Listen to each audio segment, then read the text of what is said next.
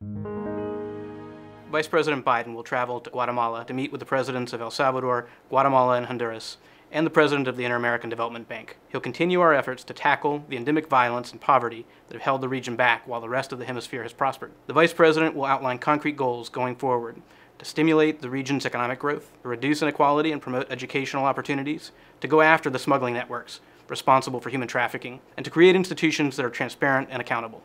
Confronting these enormous challenges requires nothing less than systemic change, a change that we, the United States, have a direct interest in helping our Central American neighbors bring about. That's why the President and the Vice President requested from Congress $1 billion to help Central America's leaders make the difficult reforms and investments required to address the region's interlocking security, governance, and economic challenges. At the Vice President's first meeting last June in Guatemala, he made clear to these leaders that the United States was ready to support them, but only if they took ownership of the problem.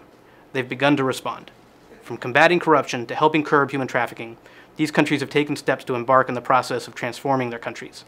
Together, working with the Inter-American Development Bank, they forged a joint plan for economic and political reforms called the Alliance for Prosperity. The Vice President accompanied them when they rolled out their plan in Washington last November and spoke about what the United States and the rest of the international community can do to help.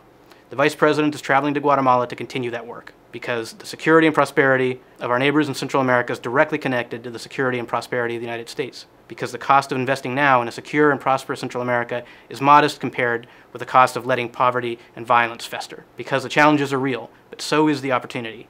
If countries can find the political will to follow through on difficult but necessary reforms, they have an opportunity to take a quantum leap forward with the active support of the United States and the international community. The Vice President is traveling to Central America to help its leaders take the next steps.